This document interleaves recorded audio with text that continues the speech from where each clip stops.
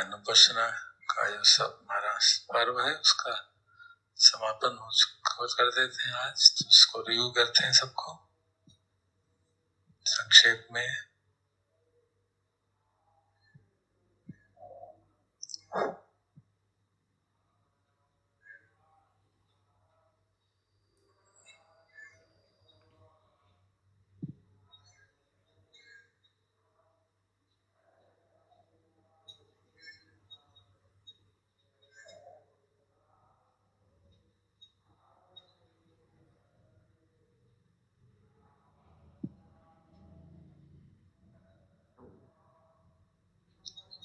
किस एटीट्यूड से साधना करनी है उसके बारे में शुरू में ही भगवान बताते हैं और हर जगह रिपीट भी होता है। आता भी संपजानो सतीमा विनय लोके अभिज्ञा दो मनस।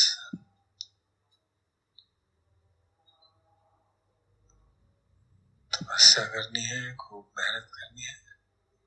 और संपजानो सतीमा, किस तरह की मेहनत करनी है कि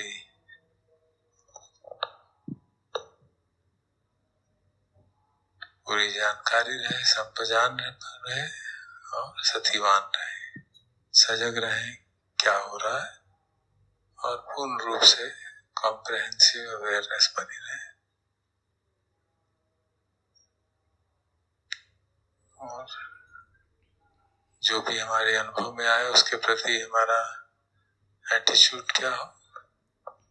विनय लोके अविद्या दो मनस,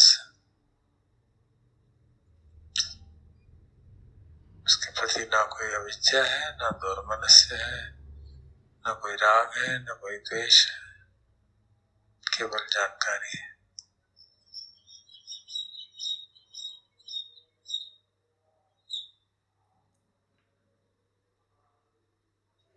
और फिर प्रैक्टिस के जो सेक्शन आते हैं उस हर सेक्शन में हम जो कार्य दिया गया है वो करते हैं और अंत में कहा जाता है अजत भैदावा काये कायानुपस्सी विहरति।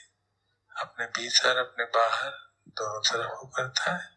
मतलब उसके कई मतलब लिए जाते हैं। कई बार भीतर का मतलब लिया जाता है कि बाहर का मतलब शरीर के ऊपर ऊपर, भीतर का मतलब शरीर के अंदर अंदर। कई बार भाई बाहर का मतलब आपके सामने जो दूसरे लोग हैं उनके प्रति ध्यान रखें, उनके प्रति भी उनकी काया को भी देख सकते हैं।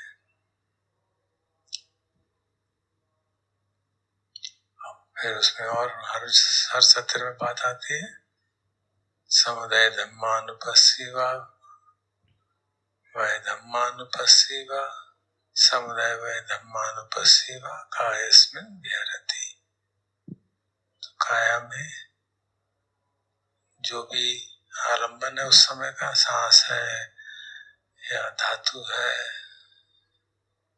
या संपूर्ण जानकारी है, उसके उदय को जानता है, उसके व्यय को जानता है, उसकी समाप्ति को जानता है और दोनों को भी जानता है कि उदय हो रहा है, व्यय हो रहा है। जब शीघ्रता से हो तो दोनों साथ साथ मालूम पड़ते हैं। तो ये मुख्य बात है। बाकी सब आलंबन अलग अलग। पहले आलंबन दिया गया सांस का, सतो वा सति सतो वा सति दीर्घं वा सत्संतो दीर्घं वा पश्संतो ह्रस्वं वा सत्संतो ह्रस्वं वा पश्संतो। जो भी हो रहा है, जैसा भी सांस आ रहा है, दीर्घ है, ह्रस्व है, छोटा है, जैसा भी सांस जा रहा है उसको वैसे ही जानता है, बस केवल जानता है। यूं कहे उसकी जानकारी रहती है।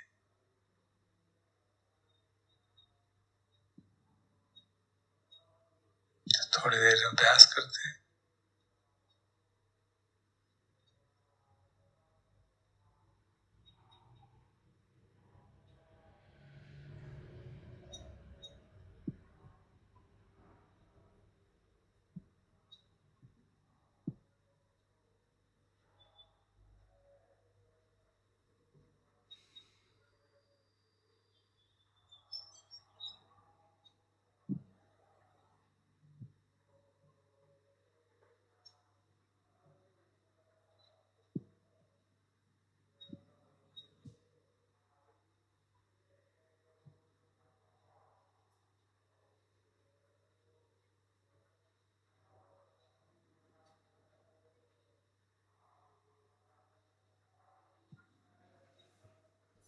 पोस्चर के बारे में बहुत महत्वपूर्ण। कमर, पेट, गर्दन सीधी रहे।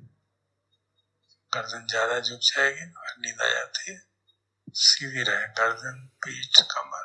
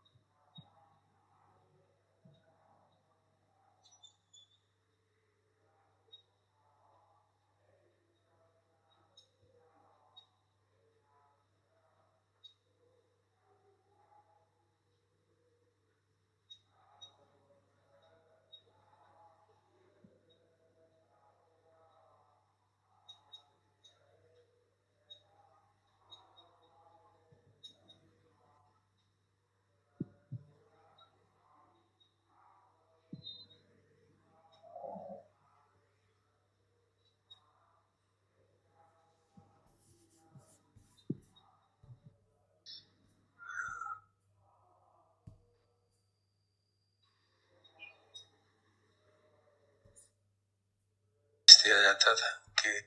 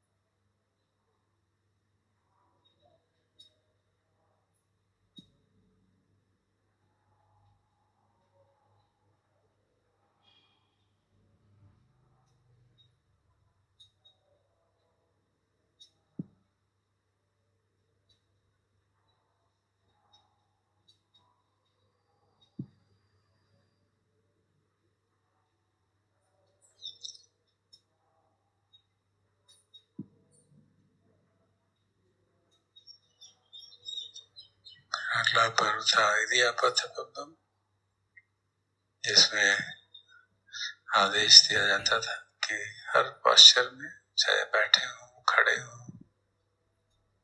चल रहे हो, लेटे हो,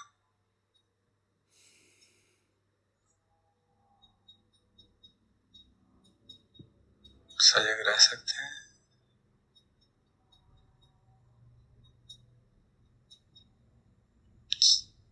वॉकिंग मेडिटेशन की बात उसी पर आती है। गच्छन्तो वा गच्छामि पजानाति। चलते हुए जानता है कि मैं चल रहा हूँ।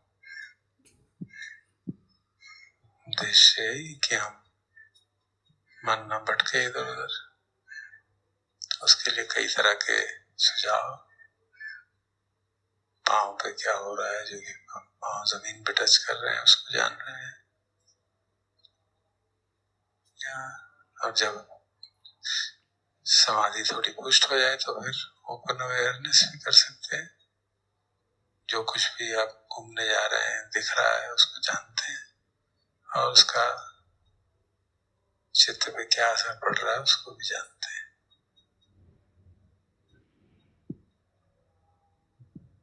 सबके अनित्य स्वरूप को पहचानते हैं। जो भी अनुभव होता है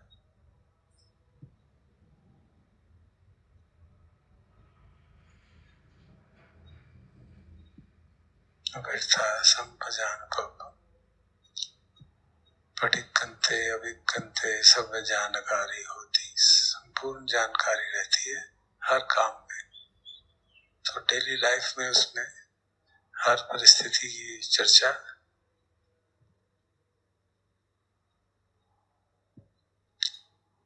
कुछ भी करते समय हमारे को उसको संपूर्ण जानकारी हो सकती है।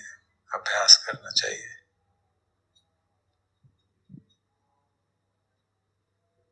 और संपूर्ण जानकारी के 4 आयाम कमेंट्रीज में बताए कि जो कुछ भी कर रहे हैं वो सार्थक है, उसके अर्थ को समझ रहे हैं, उसके उद्देश्य को समझ रहे हैं।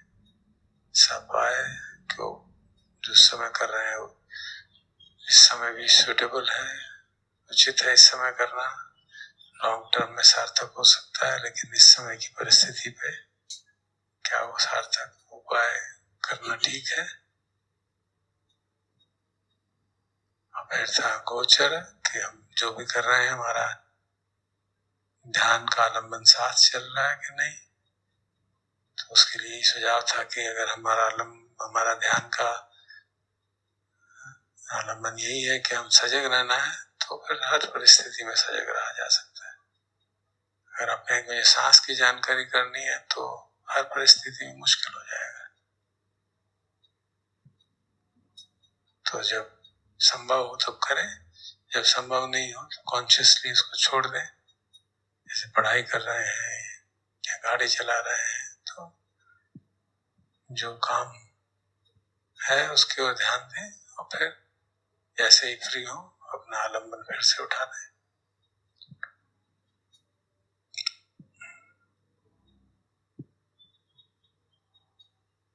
और अंतिम था असम्मोह, कि सब कहीं मोह के अंदर न फंस जाए, मैं कर रहा हूँ, मैं ये जान रहा हूँ, उस बात से सजग रहें। क्योंकि काम करते समय कर्ता भाव बहुत पुष्ट हो जाता है, तो उसको भी समझना ठीक से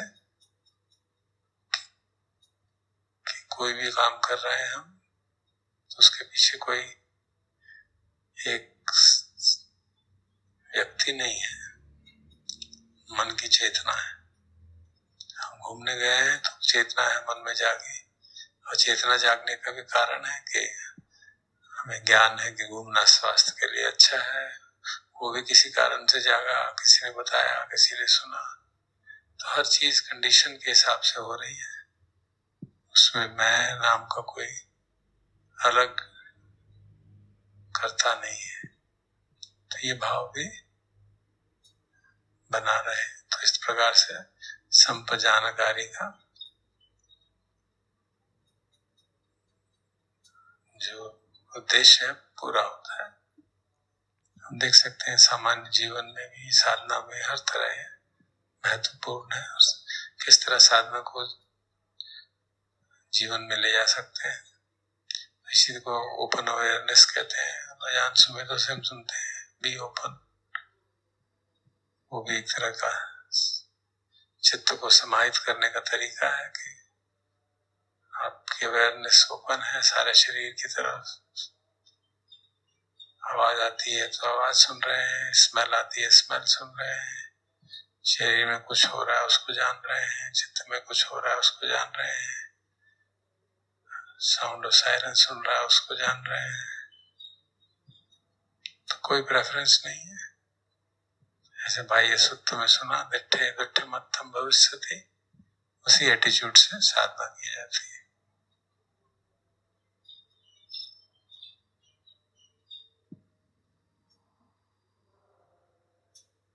तो थोड़ी देर ओपन अवेयरनेस से सारे शरीर की ओर ध्यान करके किसी एक पॉइंट पे चित्त को एकाग्र न करके सारे शरीर का आलम्बन बना के देखते हैं। थोड़ी देर अभ्यास करते हैं।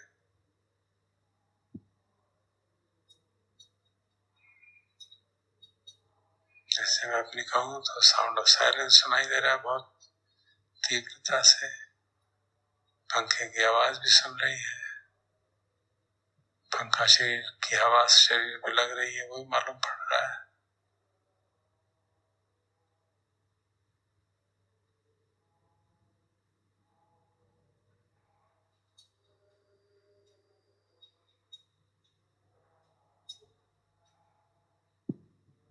आंखों में कहीं दर्द हो रहा है शुरू वो भी मालूम पड़ रहा है, दांत में दर्द हो रहा है वो भी मालूम पड़ रहा है। कोई एफर्ट करने की जरूरत नहीं पड़ी।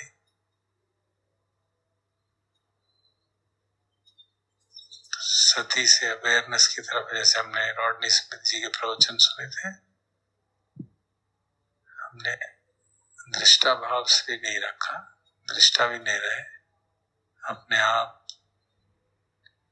जो हमारी जानने की क्षमता है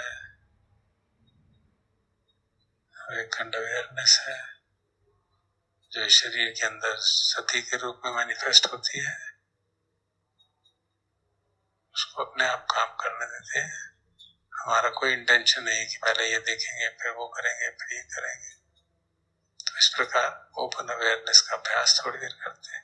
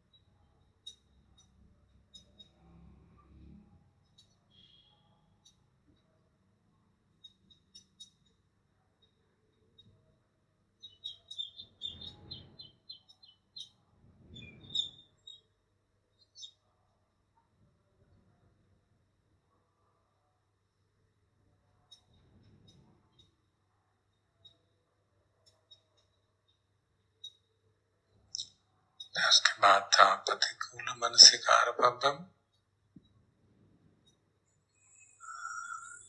शरीर की तरफ ध्यान प्रतिकूल तरह से देना, सामान्यतः जिस तरह ध्यान देते हैं जिससे शरीर के प्रति आकर्षण जागता है, उसके विपरीत शरीर की वास्तविकता के ऊपर ध्यान देना। तो उसमें हमने 32 अंग है वो वाला भाग किया था।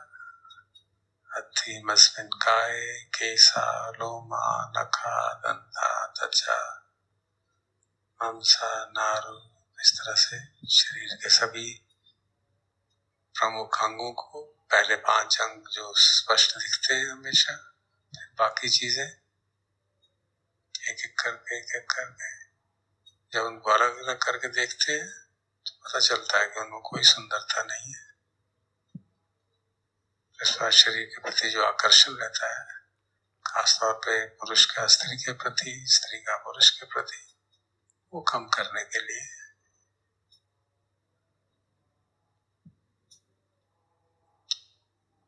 जिसको काया के प्रति बहुत अटैचमेंट हो उसके लिए ये भी एक उसमें कैविएट है, एक सावधानी बताई जाती है कि अगर द्वेषात्मक प्रवृत्ति स्ट्रांग है या कईयों को अपने शरीर के प्रति वैसे ही द्वेष होता है कि हम सुंदर नहीं है, हम अच्छे नहीं है, तो उनको प्रतिकूल मानसिकार पर करना वर्जित होता है, नहीं करना चाहिए। पहले ही आप हमारी अपने शरीर के प्रति द्वेष का भाव है कि मैं सुंदर नहीं हूँ, शरीर टेढ़ा है, बूढ़ा हो गया हूँ, ये हो गया है, बूढ़ी हो गई हूँ, पहले मैं इतनी सुंदर थी, तो फिर प्रतिकूल मानसिकार करने से और द्वेष जागता है, तो उसको नहीं करना चाहिए।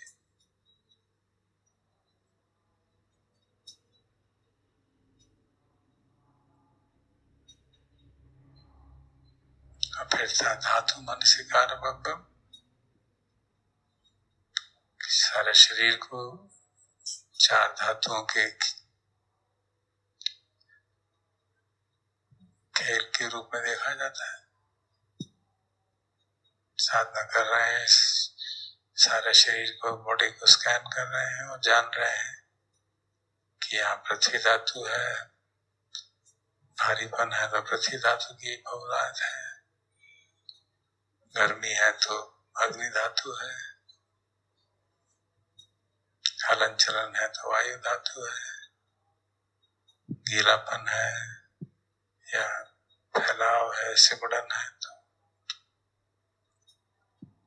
जल धातु है। और उनके गुण धर्म को समझते हैं। ऐसे निरंतरता से जब ऐसे चिंतन करते रहते हैं तो शरीर में जो मैं का भाव है, एक सॉलिडिटी का भाव है, वो कम होने लगता है। और बॉडी स्कैनिंग करने से धीरे धीरे शरीर की जो घनत्व है वो कम होता है। सभी शरीर तरंगे ही तरंगे महसूस होता है। उस समय भी धातु मनसिकार देख सकते हैं किस तरह से पहले पृथ्वी धातु की बहुतायत थी, शरीर भारीपन लग रहा था, धीरे धीरे पृथ्वी धातु की बहुतायत कम हुई, वायु धातु की बहुतायत ज्यादा हुई, तो शरीर में सिर्फ हिलना डुलना ही लग रहा है, सारे शरीर में ऐसा लगता है तरंगे ही तरंगे हैं। जल धातु भी कम हो गया तो उसका जो चिपकाव था, कोहिजन था, वो कम हो गया। हाँ, उस समय भी अग्नि धातु विभिन्न रूप में प्रकट हो सकती है। जैसे तरंगे महसूस होने से पहले कई बार सारे शरीर में गर्मी लग रही है, सारा शरीर एकदम बर्फ जैसा ठंडा हो रहा है, तो वो सब अनुभव धातु मनसिकार बम के लिए बड़े उपयुक्त है।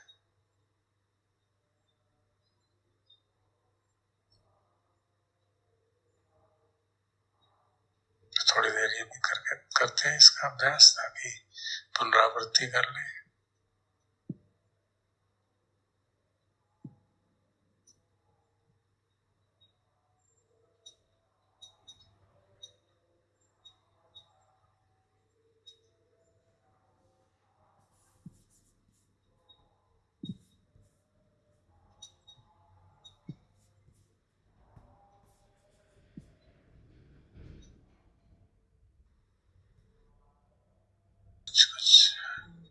नेम्ड रहते थे, उनको कच्चे शमशान में डाल देते थे, जहाँ शरीर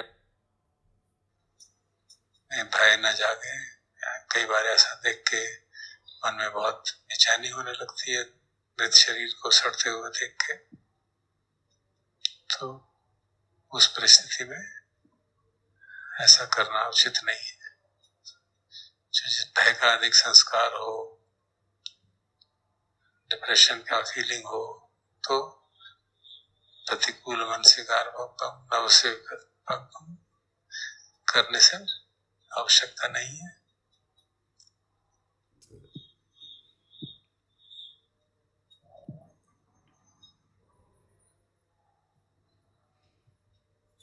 तो इस प्रकार ये पूरा पर्व समाप्त हुआ। थोड़ी देर बैठ के जो भी इस प्रकार से भी काया की अनुपश्यना करते हैं, कायागत असति का ही तात्पर्य है, जिसका भगवान ने बहुत प्रेज किया है। थाई ट्रेडिशन में कहा जाता है बॉडी कंटेम्पलेशन करो, बॉडी कंटेम्पलेशन करो, तो ये बॉडी कंटेम्पलेशन है।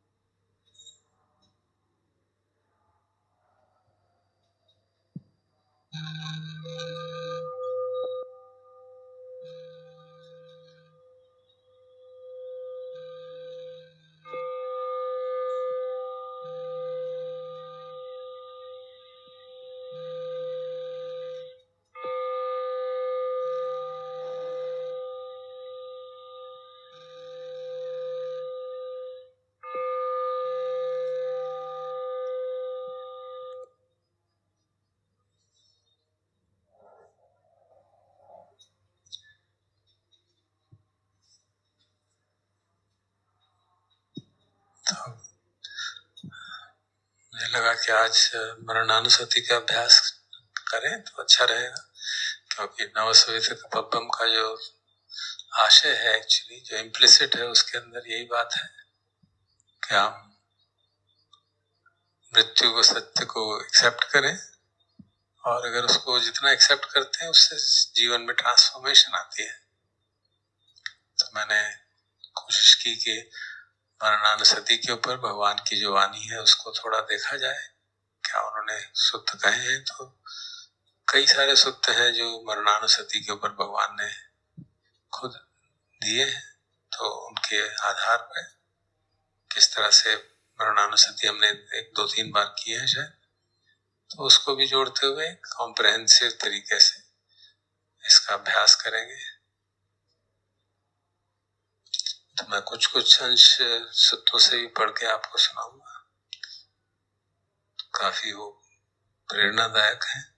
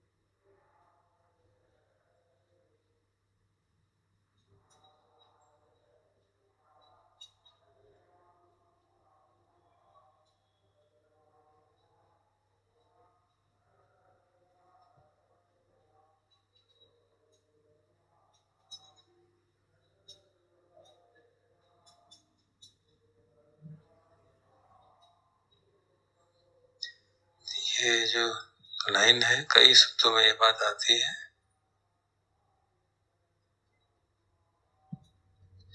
मरणानुसति भिक्खवे भाविता बहुली कथा महफला होती महानिशंसा अमतो गदा अमत परियोसान भावेत नो तुम्हें भिक्खवे मरणानुसति।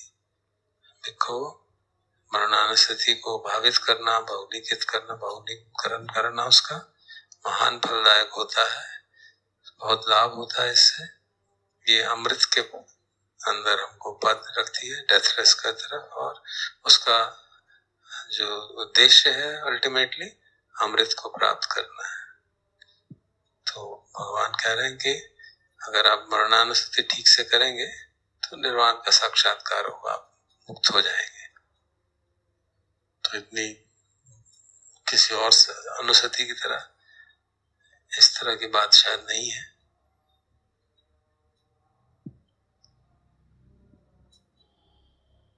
तो फिर कई तरह से उन्होंने समझाया किस तरह से करनी है, तो हम जैसे करते आ रहे हैं वो भी करते हैं, और भगवान की वाणी भी बीच बीच में सुनेंगे।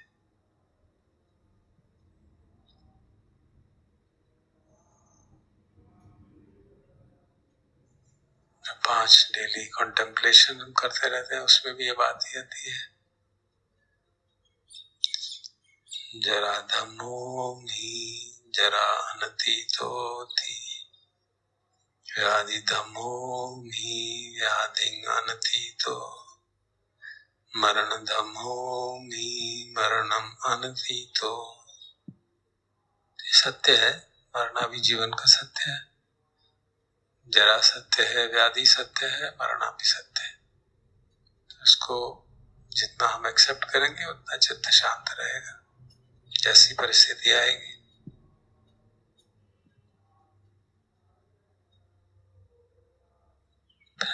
और हम चिंतन करते हैं, अध्रुवम जीवितम ध्रुवम मरणम, जीवन जो अनिश्चित है, मृत्यु अटल है। और स्पष्ट है ये बात कि आज तक कोई बचा नहीं है। भगवान बुद्ध भी मृत्यु से छूट नहीं पाए। जीवितं में अनियतम मरणं में नियतम, ये भी हमारे चैंटिंग का एक पार्ट आता है कि जीवन अनिश्चित है और मृत्यु तो निश्चित है। और जीवन काल जो है निरंतर घटता जा रहा है। धम्मपद में हमने एक गाथा भी पढ़ी थी, न अंत लिखे न समुद्र मज्जे पब्बतानम विवरम भविष्य, न विज्जति सो जगति पदेशो यथेतम न पसेह मच्छु। कोई ऐसी संसार में जगह नहीं है जहाँ से हम मृत्यु से बच सके। आकाश में, समुद्र के बीच में चले जाएं, पर्वतों की गुफाओं में चले जाएं, कहीं पे भी संसार में मृत्यु से हम पार नहीं पा सकते।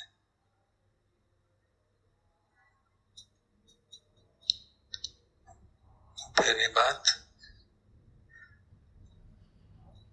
कितना जीवन बचा है ये मालूम नहीं है, किस रूप में मृत्यु आएगी ये नहीं मालूम है, किस क्षण मृत्यु आएगी नहीं मालूम। तो ये जो अनिश्चितता है इसको भी एक्सेप्ट करना होगा। इसमें हम पहले भी कर चुके हैं चर्चा। ये प्रकृति का नियम है ऐसा। तो फिर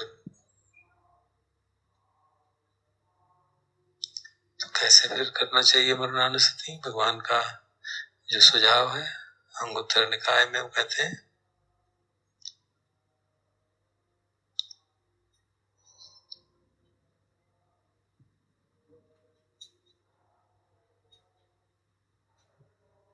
कोई कोई कहता है कि मैं रात और दिन जीवित रहता हूँ, एक और रात दिन जीवित रहूं, एक दिन जीवित रहूं और भगवान की शिक्षा का पूरा पालन कर पाऊं। कोई कहता है चलो दिन भर में भी मैं रह पाऊं या रात भर ही रह पाऊं।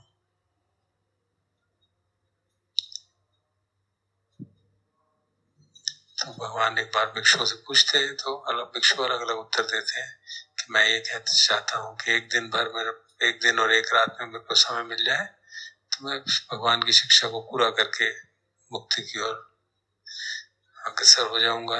एक और कहता है कि मैं सिर्फ दिन भर में कर लूं, रात भर में कर लूं। फिर कहता है कि मैं उतनी देर जीवित रह पाऊं जितनी देर की मेरा भोजन खाता हूँ। कहता नहीं उतनी देर में रहूं जितनी देर मैंने खाए हुए भोजन को मैं निगलाता हूँ। और एक वो कहता है कि मैं उतनी देर जीवित रहूं कि जैसे सांस अंदर आया है मैं उतनी देर जीवित रहूं कि जितनी देर तक सांस बाहर आए, ताकि मैं उस समय भगवान की शिक्षा को पालन करके मुक्ति का अभ्यास कर सकूं। तो भगवान कहते हैं कि जो ये अंतिम बात कही गई और उससे पहले वाली बात, ये सजगता की बात है। एक दिन, दो दिन, रात और पूरा दिन, पूरी रात, तो इसका मतलब आप अभी मरणानुस्मृति को ठीक से समझे नहीं है। तात्पर्य ये कि बस इतना ही निश्चित है कि हमने एक सांस लिया है तो शायद बाहर आ जाएगा, और सांस अंदर गया है तो शायद बाहर आ जाए। सांस बाहर गया है फिर अंदर चला जाए तो ठीक है, नहीं गया तो समाप्त। तो इस हद तक हमें साधना का अभ्यास करना है। क्यों करना है? क्योंकि न जाने किस समय मृत्यु आ जाए। फिर एक और सूत्र है, द्वितीय मरणानुस्मृति सूत्र, वही अंगुत्तर निकाय में। उसमें भगवान कहते हैं कि हमको सजग रह के जाना चाहिए, ताकि मरणानुस्मृति का बार बार अभ्यास करेंगे तो हमारे जो आसव हैं वो समाप्त हो जाएंगे। कैसे करेंगे? पहले तो ये कि मालूम नहीं किस प्रकार से मृत्यु हो जाए, क्योंकि भिक्षु लोग जंगलों में रहते थे तो वो कहते हैं कि सांप के काटने से हो जाए, कि बिच्छू के काटने से, कि किसी और भिक्षु के काटने से, या फिर किसी बीमारी से, और नाना प्रकार की बीमारियां हो सकती हैं। अब आजकल की परिस्थिति देखें तो सड़क दुर्घटना, रेल दुर्घटना, और आजकल कोविड, न जाने क्या क्या, तो अनगिनत तरीके हैं जिस तरह से मृत्यु हो सकती है और मालूम नहीं हमको। वो क्यों ऐसा कर रहे हैं हम? ताकि हमारे में साधना के प्रति उत्साह बना रहे। ये शब्द इस्तेमाल किए भगवान ने। कैसे उत्साह बना रहे? ऐसा उत्साह बना रहे कि जैसे किसी आदमी के सिर के बाल जल रहे हों और वो कोशिश करता है कि जल्दी से बाल मैं आग बुझा लूं, या पगड़ी है, पगड़ी जल रही है तो जल्दी से किसी तरह से आग से बुझा लूं। उसी तरह की धर्म संवेद मरणानुस्मृति के प्रति और धर्म के प्रति हो। तो उस सूत्र में वो कहते हैं कि शाम के समय सोने से पहले ये सोचे कि क्या मैं चित्त में मेरे सारे विकार समाप्त हो गए हैं, अगर मैं इस रात को ही मर गया तो क्या होगा। तो उस समय ही मन में संवेग जगा के साधना करके चित्त को शांत करके, कोई भी उसमें क्लेश है चित्त में तो समाप्त करके विश्राम करे। और इसी तरह सुबह के समय पे अगर ख्याल आए तो आज शाम तक मैं पूरा कोशिश करूं ताकि मैं दिन भर में अगर ऐसी परिस्थिति आए मृत्यु की तो मेरे मन में कोई भी विकार न रहे।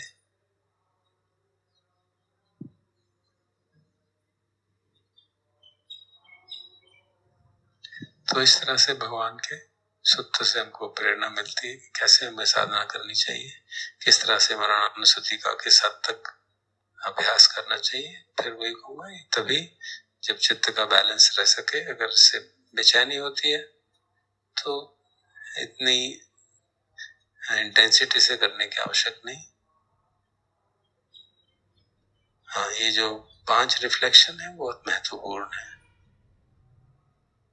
जैसे वो नाता है, सब ही में पिए ही मना पे ही नाना भाव बिना भाव, सबसे मुझसे छूटना ही है, छूट ही जाएंगे प्रियजन, और मृत्यु के समय तो सचमुच में छूट ही जाएंगे। तो ये पहले से ही उसकी तैयारी रहे ताकि उनके प्रति अटैचमेंट ना हो। और मृत्यु के समय कोई और हमारी सहायता नहीं कर सकता। कम्मा बंधु कम्मा पटी सरनो। और जब ये चिंतन करते हैं तो अपने कर्मों को सुधारने का हमें प्रेरणा जागती है। क्योंकि अगर हमने जीवन काल में अच्छे कर्म किए हैं संचित, तो फिर मृत्यु के समय कोई खेद नहीं होगा, कोई चिंता नहीं होगी, क्योंकि भविष्य का जन्म अच्छा ही होगा। तो इसीलिए कहा जाता है कि अगर कोई मन में रोष है, नाराजगी है किसी के प्रति, तो उसको तुरंत क्षमा कर देना चाहिए।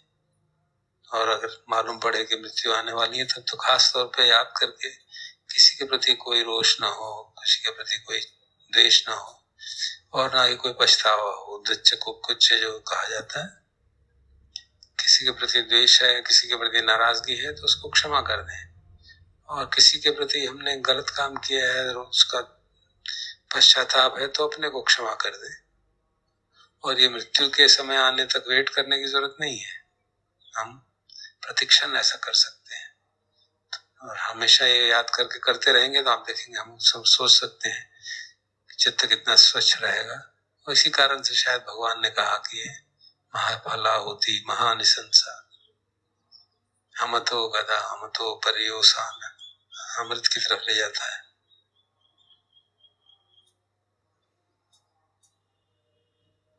एक बहुत ही मार्मिक सूत्र है, नकुल पिता सूत्र।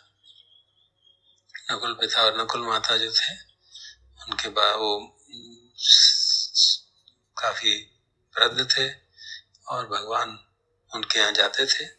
कमेंट्रीज में कहा जाता है कि वो पिछले जन्मों में, सैकड़ों जन्मों में भगवान के माता पिता रहे, तो इसलिए शायद इस बात के कारण भगवान उनके घर जाते, भोजन के लिए जाते रहते थे। तो एक बार नकुल पिता बहुत बीमार होते, मरणासन थे, तो उनकी पत्नी बड़ी समझदार थी, तो उनको देख के वो कहती है कि आप इतने व्याकुल क्यों हो रहे हो, मरने का समय आ गया है तो आप व्याकुल क्यों हो रहे हो।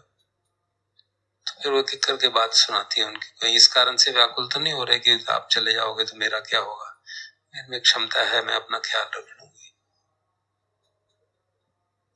ये ख्याल इस कारण से तो नहीं है कि मैं अपना आपके बच्चों को सबका ख्याल नहीं रख पाऊंगी, मैं कर पाऊंगी। ऐसा तो नहीं सोच रहे कि आप मैं शील का पालन नहीं करूंगी, या मैं किसी और से शादी कर लूंगी, या मैं धर्म का पालन करना छोड़ दूंगी, या आप जैसे भिक्षुओं को भोजन के लिए बुलाते थे मैं उनको नहीं बुलाऊंगी। तो हर बात को उनको याद करा के आश्वस्त करती है। तो इसलिए कहा जाता है कि आश्वस्त करना मृत्यु के समय पे बड़ा लाभकारी होता है, ताकि चित्त में कोई भी किसी भी तरह का व्याकुलता ना हो। और उस सूत्र में संयोग ऐसा बना कि भगवान जो नकुल माता के सब कहने के बाद नकुल पिता धीरे धीरे ठीक होने लगे। और जब वो ठीक हो गए तो फिर भगवान बुद्ध के पास जाकर कहते हैं, तो कहते हैं देखो नकुल पिता, तुम्हारी पत्नी बड़ी समझदार है, इसने तुम्हें बहुत उचित आश्वासन दिए, ऐसा ही सबको करना चाहिए।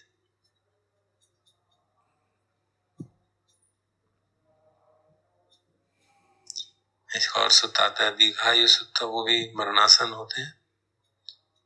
एक यंग भिक्षु होता है जो काफी धर्म में आगे बढ़े होते हैं, तो मरणासन होते हैं, तो भगवान उसके पास जाते हैं, वो रिक्वेस्ट करता है, तो पूछते हैं भगवान उससे कोई किस कारण से कोई बेचैनी है, धर्म के बारे में कमी है, हर बात उसको स्पष्ट है, बस इतनी चिंता है कि मेरे पिता जो है मेरे मरने के बाद इनका क्या होगा। तो उनके पिता कहते हैं अरे बेटा तुम चिंता मत करो, भगवान जो कह रहे हैं आदेश दे रहे हैं उनकी बात सुनो। और वो अनागामी फल को प्राप्त करता है।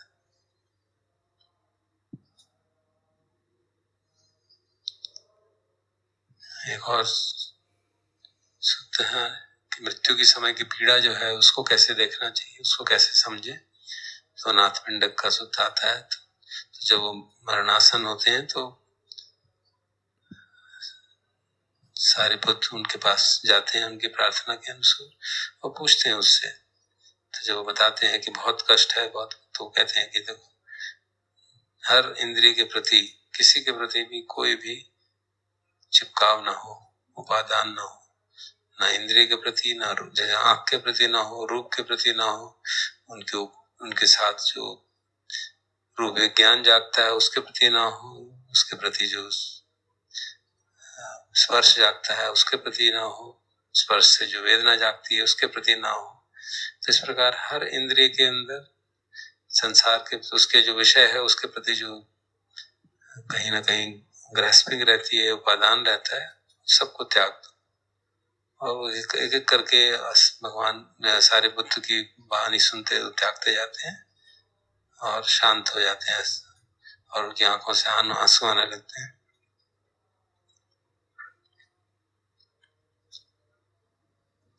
वो फिर उनसे कहते हैं कि क्या हो गया, क्यों रो रहे हो, कुछ बेचैनी हो रही ज्यादा। कहते नहीं, इस तरह का प्रवचन मैंने कभी सुना नहीं था।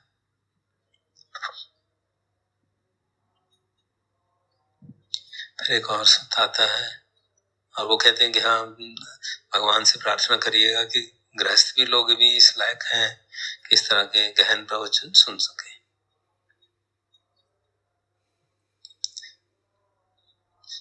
फिर इसी तरह से और प्रवचन कई आते हैं। गिलान सूत्र नाम से महानामा को एक बीमार होते हैं बहुत, तो उसको किस तरह से आश्वस्त किया जाता है कि मृत्यु के समय पे कि देखो चिंता मत करो, तुम्हारे में भगवान के प्रति भगवान के प्रति श्रद्धा का है भाव रहा है, धर्म के प्रति श्रद्धा का भाव है, संघ के प्रति श्रद्धा है, तुम्हारे शील पुष्ट हैं, तो चिंता की क्या बात है। तो शरीर में कष्ट है, परेशानी है, लेकिन ये सब पुण्य कर्म तुमने किए हैं तो इसके कारण तुम्हारा भविष्य अच्छा ही होगा। और फिर उसका ध्यान समाधि की ओर ले गए, देवलोकों की ओर ले गए, ब्रह्मलोकों की ओर ले गए, ताकि वो मृत्यु के समय उन लोगों के बारे में चिंतन करे और अगला जन्म उसका उधर भी हो सकता है। तो इस प्रकार से वो कहते हैं कि अगर वो वहां पे भी नहीं रुकता, देवलोकों के ऊपर भी, ब्रह्मलोकों के ऊपर भी नहीं रुकता, तो उसको फिर ध्यान जो है विमुक्ति की ओर लिया जा सकता है। कि जो भी, अगर तू हर चीज के प्रति आकर्षण को छोड़ता है कि करके मनुष्य लोक में दोबारा आने के प्रति, देवलोक में दोबारा आने के प्रति, ब्रह्म लोक में दोबारा आने के प्रति, अगर वो काया निरोध कर सकता है, किसी काया के प्रति जो उसका मोह है, जो अटैचमेंट है, उसको भी त्याग सकता है, तो मृत्यु के समय भी वो अरहंत पद प्राप्त कर सकता है। तो उसकी और अरहंत की विमुक्ति में कोई भेद नहीं होगा।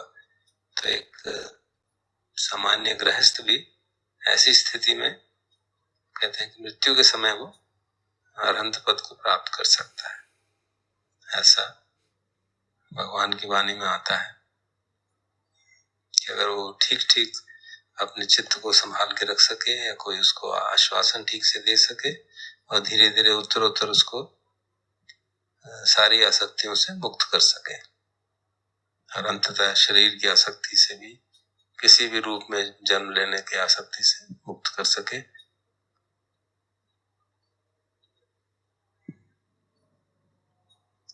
तो ये जो कई बार भय रहता है कि मृत्यु के समय न जाने कैसा चित्त हो जाएगा, क्या मालूम, तो उसके लिए भी एक सूत्र है, महानाम सूत्र।